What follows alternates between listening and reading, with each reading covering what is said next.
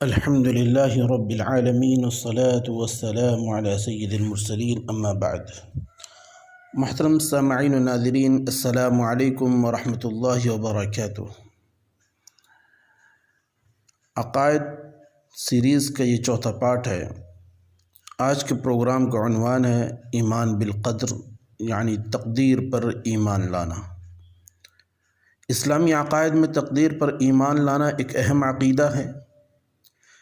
اس لیے اس عقیدے کو اچھی طرح سمجھنا ضروری ہے تاکہ صحیح معنوں میں اس پر ایمان لایا جا سکے۔ تقدیر کا معنی ہے اندازہ مقرر کرنا، طے کرنا، اور تقدیر پر ایمان لانے کا مطلب یہ ہے کہ ہمارا اس بات پر ایمان اور یقین ہو کہ دنیا میں جو کچھ بھی ہو رہا ہے یا ہونے والا ہے ان سب کا اللہ تعالیٰ کو علم ہے، اسے علم اور اندازے کے مطابق سب کچھ ہو رہا ہے، کوئی چیز اس کے علم اور مقرر کیے ہوئے اندازے سے ہٹ کر نہیں ہے۔ اور یہ علم اللہ تبارک و تعالیٰ کو اس وقت سے ہے جب کائنات کی کوئی چیز وجود میں نہیں تھی، موجود نہیں تھی۔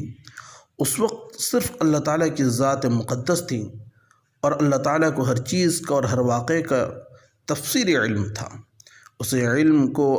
اللہ تعالیٰ کے علم ازلی کہتے ہیں۔ اسی دور ازل میں اللہ تبارک و تعالیٰ نے ارادہ اور فیصلہ کیا کہ اس تفصیل اور ترتیب کے مطابق جو میرے علم میں ہے کائنات کو پیدا کروں گا اور اس میں یہ واقعات پیش آئیں گے۔ ایک مومن کے لیے تقدیر پر ایمان لانا کتنا ضروری ہے اس کا اندازہ اس حدیث سے لگائیے جو مشہور صحابی رسول حضرت ابی بن کعب رضی اللہ عنہ کے ایک شاگرد ابن الدیلمی رحمۃ اللہ علیہ روایت کرتے ہیں۔ وہ کہتے ہیں کہ تقدیر کے متعلق میرے دل میں کچھ خلجان سا پیدا ہو گیا، اسے دور کرنے کے لیے میں حضرت ابی بن کعب رضی اللہ عنہ کی خدمت میں حاضر ہوا۔ حضرت ابی نے مجھ سے فرمایا، سنو، اگر اللہ تعالیٰ زمین و آسمان کی ساری مخلوقات کو عذاب میں ڈال دے تو وہ اپنے اس عمل میں ظالم نہ ہوگا، اور اگر وہ ان سب کو اپنی رحمت سے نوازے تو اس کی رحمت ان کے اعمال سے بہتر ہوگی، یعنی ان پر یہ اس کا محض فضل اور احسان ہوگا، ان اعمال کا واجب حق نہ ہوگا۔ اور سنو، لو انفقت مثل احد ذهبا في سبيل الله ما قبله الله منك حتى تؤمن بالقدر وتعلم ان ما اصابك لم يكن ليخطئك وان ما اخطأك لم يكن ليصيبك ولو مت على غير هذا لدخلت النار۔ کہ اگر تم احد پہاڑ کے برابر سونا راہ خدا میں خرچ کر دو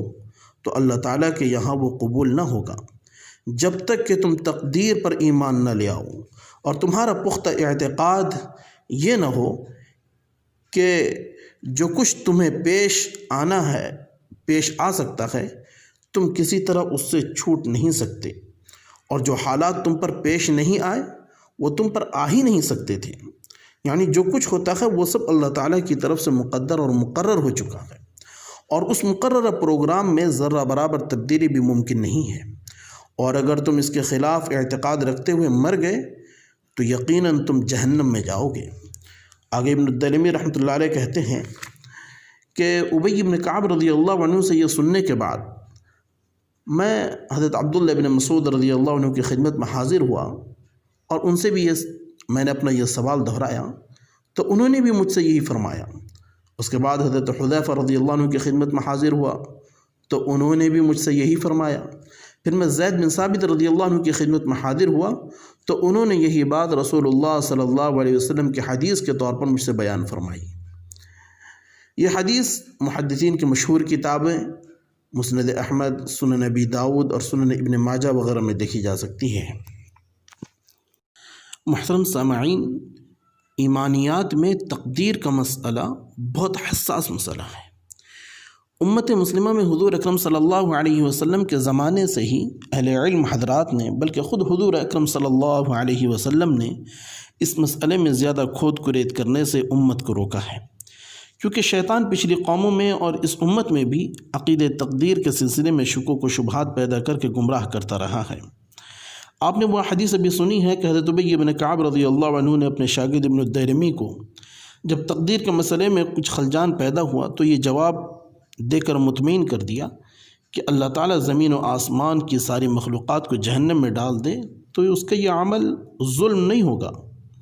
اور اگر ساری مخلوقات کو ان کی اطاعت و فرمانبرداری کے سبب جنت میں پہنچا دے تو یہ ان کے اعمال خیر کا کوئی واجب حق اللہ پر نہیں ہوگا،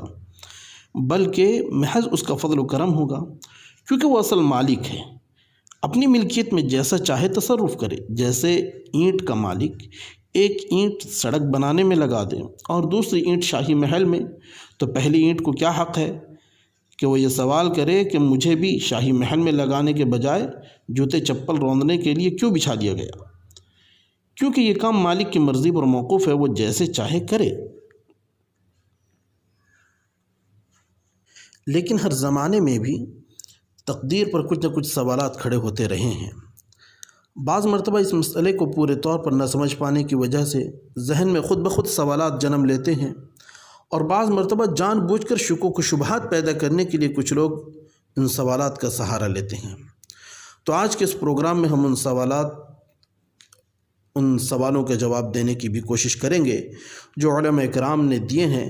اس کو مختصر انداز میں ہم پیش کریں گے۔ ایک سوال یہ کیا جاتا ہے کہ کسی مقصد کو حاصل کرنے کے لیے محنت اور مشقت کرنے کی کیا ضرورت ہے؟ جب وہ اللہ تعالیٰ کی طرف سے مقدر ہے اور اس کے خلاف ہو ہی نہیں سکتا تو تقدیر پر بھروسہ کر کے ہم کیوں نہ بیٹھے رہیں؟ تو اس کا جواب یہ ہے کہ دیکھیے، تقدیر میں صرف یہ نہیں ہے کہ فلاں صاحب کو فلاں چیز حاصل ہو جائے گی، بلکہ جس کوشش اور تدبیر سے اور جتنی محنت اور مشقت سے وہ چیز حاصل ہونے والی ہوتی ہے، تقدیر میں بھی وہ اسی کوشش اور تدبیر سے جڑی ہوئی ہے۔ لہذا بغیر کوشش یا غلط تدبیر سے کسی اچھے مقصد کے حصول کی امید رکھنا فضول ہے۔ کچھ اسی طرح کا سوال حضرت صحابہ اکرام رضوان اللہ علیہم اجمعین نے حضور اکرم صلی اللہ علیہ وسلم کے سامنے بھی کیا تھا کہ ہم بیمار پڑ جاتے ہیں تو جھاڑ پھونک کے ذریعے یا دوا کے ذریعے اپنا علاج کرتے ہیں، یا کسی مصیبت اور تکلیف سے بچنے کے لیے مختلف تدبیریں اختیار کرتے ہیں اور کامیاب ہو جاتے ہیں۔ تو کیا یہ اعمال اور یہ کام اللہ تعالیٰ کی تقدیر کو ٹال دیتے ہیں؟ یعنی جو تقدیر میں لکھا تھا اس کے خلاف ہو جاتا ہے؟ بیماری کی جگہ پھر ہمیں صحت مل جاتی ہے، مصیبت کی جگہ راحت اور عافیت مل جاتی ہے؟ حضور اکرم صلی اللہ علیہ وسلم نے ایک جملے میں جواب ارشاد فرمایا، ہی من قدر اللہ، یعنی یہ سب چیزیں بھی تو اللہ تعالیٰ کی تقدیر سے ہیں۔ علاج کرنا اور دوسری تدبیریں اختیار کرنا یہ سب تقدیر کا حصہ ہیں، اسی لیے ان کے کرنے کی ہمیں توفیق بھی ملی ہے۔ ایک اور وسوسہ جس کو شیطان بعض ایمان والوں کے دلوں میں بھی ڈالتا ہے وہ یہ ہے کہ جب سب کچھ اللہ تبارک و تعالیٰ کی طرف سے مقدر ہے اور اس کے خلاف ہو نہیں سکتا تو بندے اسی کے مطابق کرنے پر مجبور ہیں، لہذا کسی جرم پر انہیں سزا نہیں ملنی چاہیے، بلکہ اس سے بھی آگے بڑھ کر یہ شبہ ڈالتا ہے کہ جب تمام برائیاں اللہ تعالیٰ کی تقدیر سے ہیں اور وہ دنیا میں ہو کر رہیں گی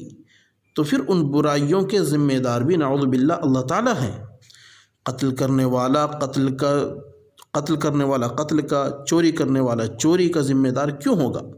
سب کچھ تو اللہ تعالیٰ کی طرف سے ہو رہا ہے۔ ان دونوں باتوں کا جواب یہ ہے کہ دیکھیے، ان سوالوں سے بظاہر یہ معلوم ہو رہا ہے کہ انسان ایک مجبور مخلوق ہے، جبکہ ایسا نہیں ہے، بلکہ انسان اپنے ارادے اور اختیار سے کوئی کام کرتا ہے۔ ہاں، جہاں ارادہ اور اختیار والی بات نہ ہو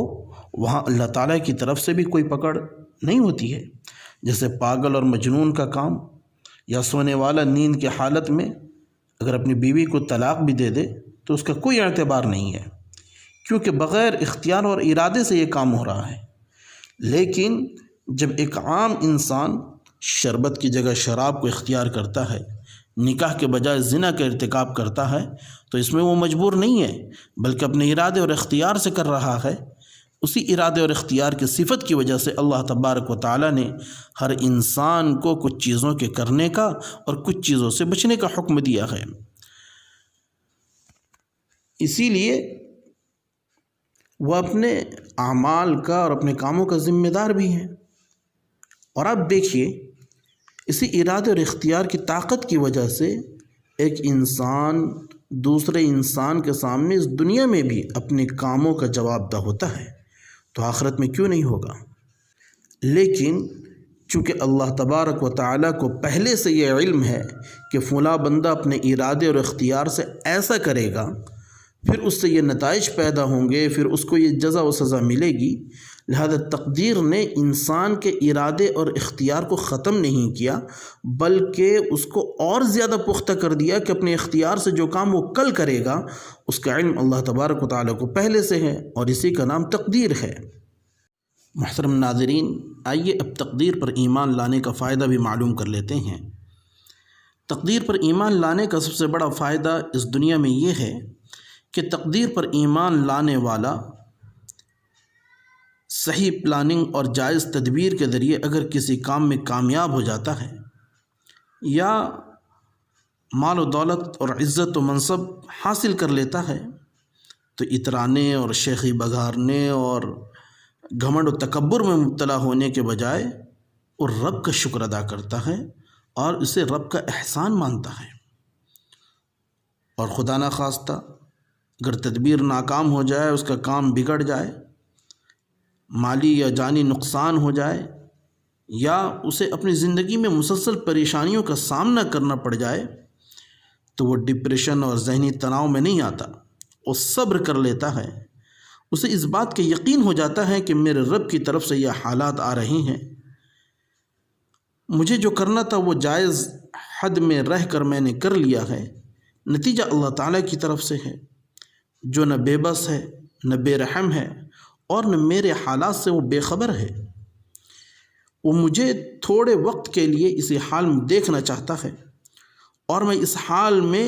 اس سے خوش ہوں۔ اس کا بہت بہتر بدلہ وہ مجھے اس دنیا میں بھی عطا کرے گا، اور ورنہ آخرت کے اندر تو اس کا بدلہ ضرور ملے گا۔ نعمتوں کے ملنے پر شکر اور حالات سے دوچار ہونے پر صبر تقدیر پر ایمان لانے والا ہی کر سکتا ہے۔ یہ بات ہمیں سورۃ الحدید آیت نمبر 22 اور 23 سے معلوم ہوتی ہے۔ اللہ تبارک و تعالیٰ کا ارشاد ہے، اعوذ باللہ من الشیطان الرجیم، بسم اللہ الرحمن الرحیم، ما اصاب من مصیبت فی الارض ولا فی انفسکم الا فی کتاب من قبل ان نبرأها ان ذلك على الله يسير لكي لا تأسوا على ما فاتكم ولا تفرحوا بما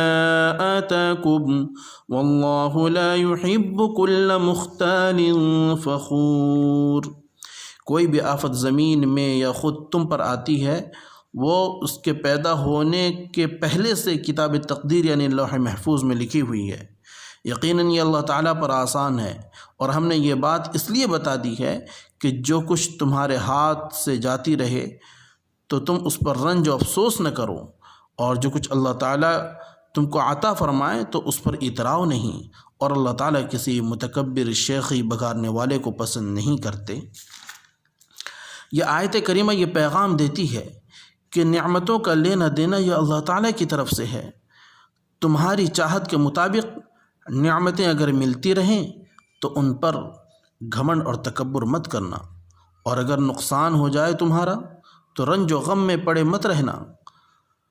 کہ جو مالک تھا اس نے اپنی چیز واپس لے لی ہے، اور یہ وقتی حالات ہیں، اسی طرح تقدیر میں لکھا تھا اور یہ ہو کر رہنا تھا، اسی لیے ہوا۔ اس حال میں بھی اللہ تعالیٰ تمہیں دیکھنا چاہتے ہیں۔ اس لیے ایک سچے مومن کا یہ اعتقاد ہونا چاہیے کہ دنیا میں جو بھی واقعہ پیش آ رہا ہے، اچھا ہو یا برا، اسے اللہ تعالیٰ کا ارادہ اور اس کی مشیت سمجھے، اور اپنے تمام کاموں اور فرائض کو پوری ذمہ داری کے ساتھ ادا کرتے ہوئے نتیجہ اللہ تبارک و تعالیٰ پر چھوڑ دے۔ یہی تقدیر پر ایمان لانے کا تقاضا ہے۔ امید ہے کہ تقدیر پر ایمان لانے کا مطلب سمجھ میں آ گیا ہوگا۔ اگلے پروگرام تک کے لیے پھر مجھے اجازت دیجیے۔ خدا حافظ۔ السلام علیکم ورحمۃ اللہ وبرکاتہ۔